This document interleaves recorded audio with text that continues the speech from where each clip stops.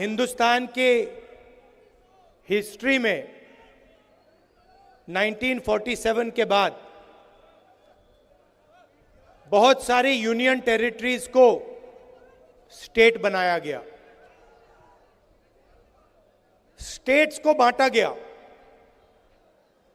आंध्र प्रदेश में से तेलंगाना बना, बिहार में से झारखंड, मध्य प्रदेश में से छत्तीसगढ़। मगर पहली बार इंडिपेंडेंस के बाद एक स्टेट को यूनियन टेरिटरी में बदला गया। वो जम्मू कश्मीर के साथ हुआ है। और मैं इस स्टेट से आपसे कहना चाहता हूं कि यह आपके खिलाफ अन्याय है।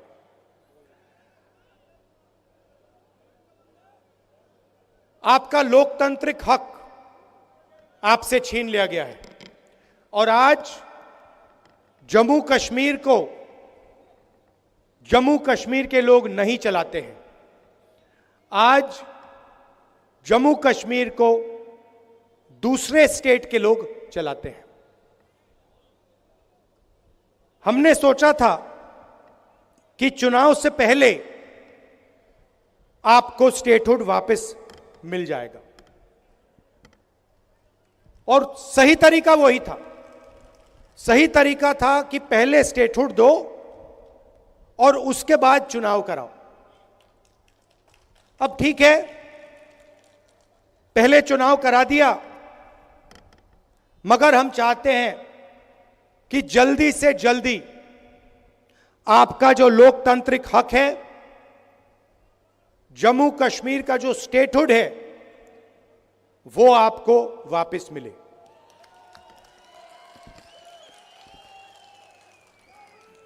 ये हिंदुस्तान की हिस्ट्री में पहले कभी नहीं हुआ है कि किसी स्टेट से हमने उनका अधिकार छीन लिया और स्टेट को यूनियन टेरिटरी में बदल दिया। पहली बार हुआ है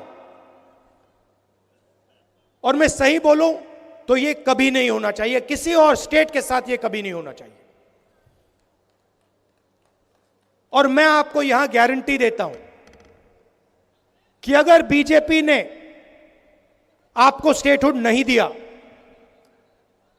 तो हम विपक्ष में हैं, हम इंडिया गठबंधन का पूरा दम आपको स्टेटहुड दिलवाने में लगा देंगे।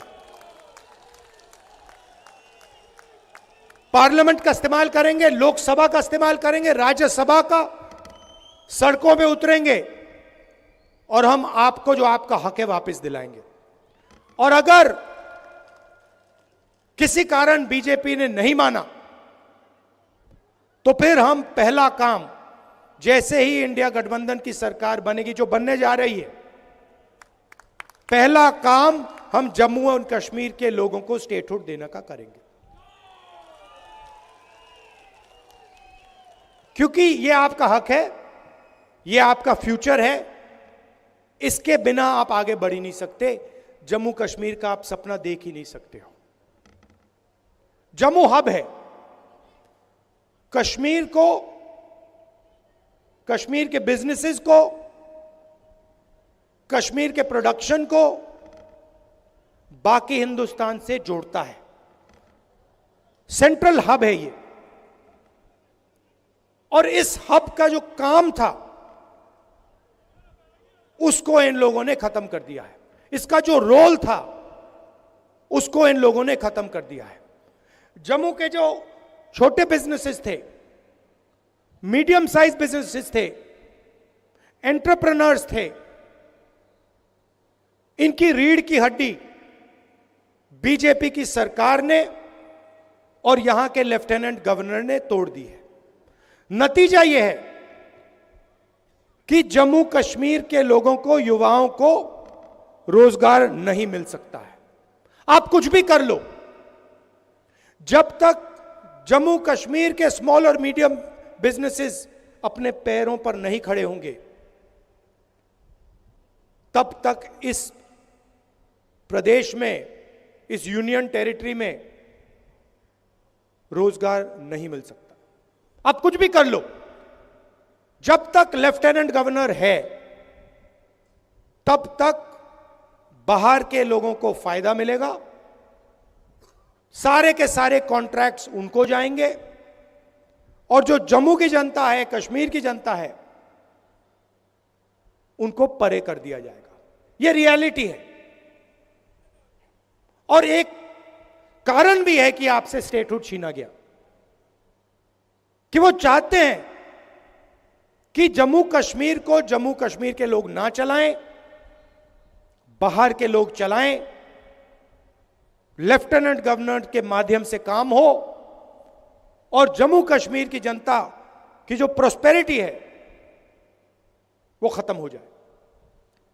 यह आक्रमण जो जम्मू कश्मीर में स्मॉल और मीडियम बिजनेसेस पे हुआ है, यह बाकी देश में भी हुआ है। पूरी सरकार अदानी अंबानी जैसे अरबपतियों के लिए चलती है।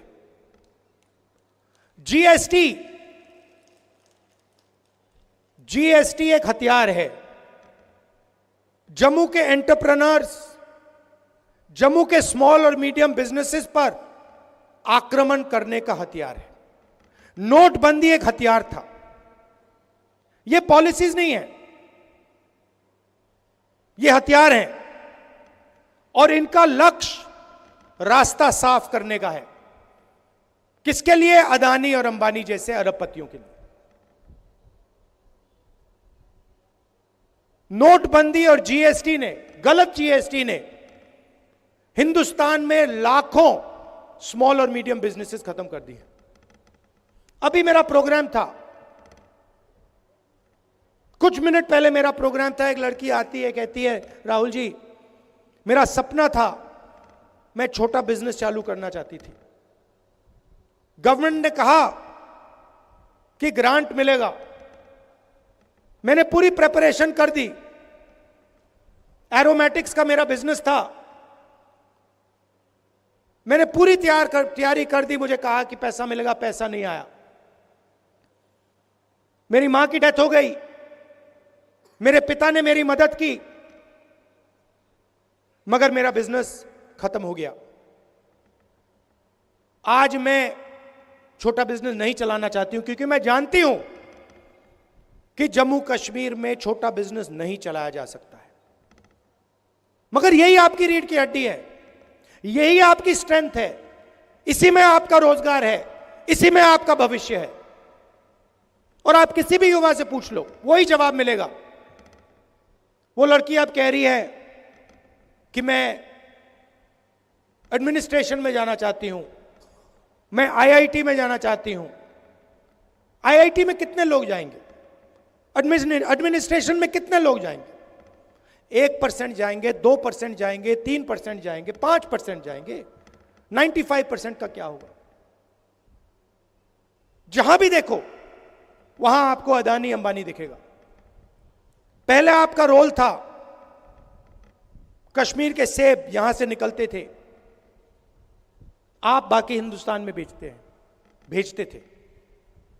आज पूरी की पूरी सेब की इंडस्ट्री अदानी के हाथ में है। हिमाचल का सेब अदानी के हाथ में, जम्मू कश्मीर का सेब अदानी के हाथ में। और यही हर इंडस्ट्री में यही हो रहा है। एयरपोर्ट में जाते हैं अडानी टैक्स, पोर्ट में जाओगे अदानी टैक्स, मोबाइल फोन चलाओगे अंबानी टैक्स, सड़क पे चलोगे अदानी टैक्स, अनाज में अदानी टैक्स, सेना हथियार का प्रयोग करेगी अदानी टैक्स, कारतूस अदानी टैक्स, अग्निवीर अदानी टैक्स। ये कब तक चलेगा? 16 लाख करोड़ रुपए कर्जा माफ किया है अदानी अंबानी जैसे 25 लोगों का, नरेंद्र मोदी। आप शेम कह रहे हो, मगर मैं आपसे पूछना चाहता हूं, जम्मू के छोटे बिजनेस वालों का, जम्मू के किसानों का कितना टैक्स माफ हुआ है? जो आपके युवा 18-19 घंटे पढ़ाई करते हैं, सपना देखते हैं, एजुकेशन के लिए लोन लेते हैं, उनका कितना टैक्स माफ, उनका कितना माफ हुआ है पैसा? उनके कितने बैंक लोन माफ हुए हैं? कोई बीमार होता है, अस्पतालों में लाखों रुपए लग जाते हैं, उनका कितना कर्ज माफ हुआ है? जीरो। आप अगर बैंक लोन लेते हो और पैसा वापस नहीं देते हो, आपको जेल में डाल देते हैं, जेल में डाल देते हैं। और अंबानी अदानी जैसे लोग बैंक लोन लेते हैं, पैसा वापस नहीं देते हैं, कहते हैं चलो और पैसा ले लो। कितना चाहिए? 1,000 करोड़, 2,000 करोड़, 50,000 करोड़, 1,00,000 करोड़, जितना चाहिए ले लो, जो करना है करो, जो इंडस्ट्री खरीदनी है खरीदो। लखनऊ का एयरपोर्ट चाहिए ले लो, मुंबई का एयरपोर्ट चाहिए, अच्छा वो किसी और के हाथ में, चलो सीबीआई केस लगाओ, ईडी केस लगाओ, परे करो उसको, अदानी को दो। ये make in India, make in India, make in India बात करते रहते हैं, डिफेंस इंडस्ट्री की बात करते हैं। सारे के सारे कॉन्ट्रैक्ट्स अदानी जैसे लोगों को जा रहे हैं। बाहर इजराइल की कंपनी हथियार बनाती है, लेबल अदानी का लग जाता है। इजराइल की कंपनी ड्रोन बनाती है, लेबल अदानी का लग जाता है, और कहते हैं मेक इन इंडिया हो गया। कैसे मेक इन इंडिया हो गया?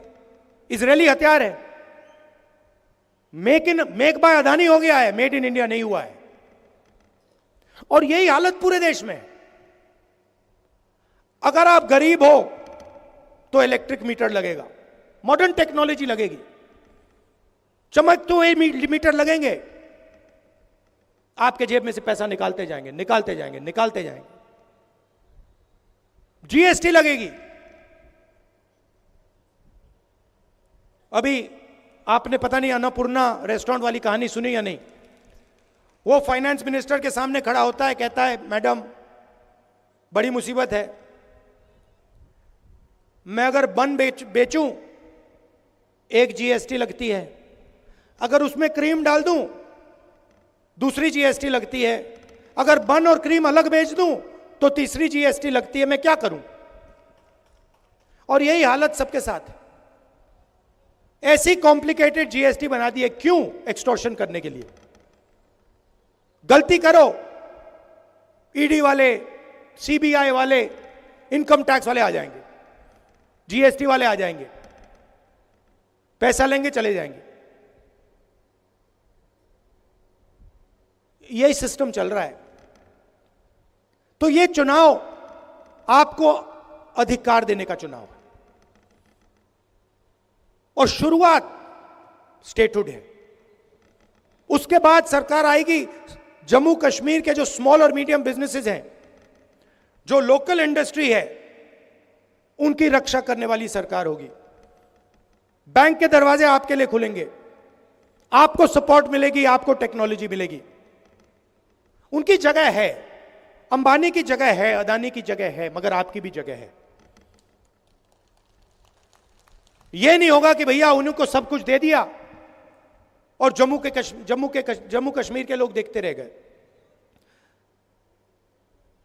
पीओके से रेफ्यूजीज आए,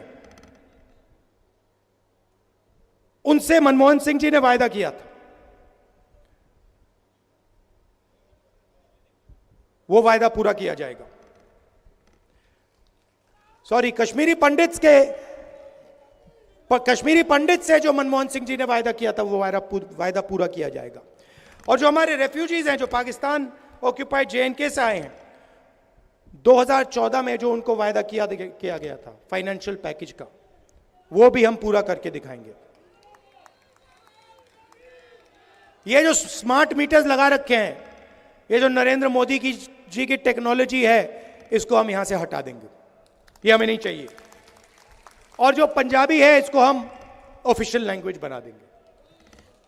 मगर मेन बात मैं आपसे कहना चाहता हूं कि देखिए, एक तरफ हिंदुस्तान के प्रधानमंत्री हैं, उनका डायरेक्ट कनेक्शन ऊपर है, वो भगवान से बात करते हैं। सुबह उठते हैं, वो कहते हैं कि भैया मैं नॉन बायोलॉजिकल हूं, आप लोग बायोलॉजिकल हो, नरेंद्र मोदी नॉन बायोलॉजिकल है, वो इंसान नहीं है, वो डायरेक्ट भगवान से कनेक्शन लेता है। सुबह भगवान उनसे कहते हैं क्या करना है, वो करते हैं। हम इंसान हैं, हम आप जैसे हैं, हम आपकी बात सुनना चाहते हैं, समझना चाहते हैं, और ये दिल का रिश्ता है। मैं लोकसभा में हूं, ऑपोजिशन लीडर हूं, जहां भी आपको मेरी जरूरत हो, जहां भी जरूरत हो, रेफ्यूजीज के मामले में हो, स्टेटहुड के मामले में हो, स्मॉल मीडियम बिजनेस के मामले में हो, जहां भी आप मुझे ऑर्डर करोगे, जो भी आपका हुक्म होगा, मैं आपके लिए वहां कर दूंगा। और जब भी आप चाहोगे कि भैया राहुल जम्मू आओ, हमारी बात सुनो, हमारी मदद करो, मैं आपको आपके सामने दिखूंगा। आपको स्टेटहुड देने की जरूरत है, यह मैं आपको गारंटी कर रहा हूं। आज नहीं तो कल इंडिया गठबंधन आपको स्टेटहुड दे देगा। आप सबका दिल से मैं धन्यवाद करना चाहता हूं।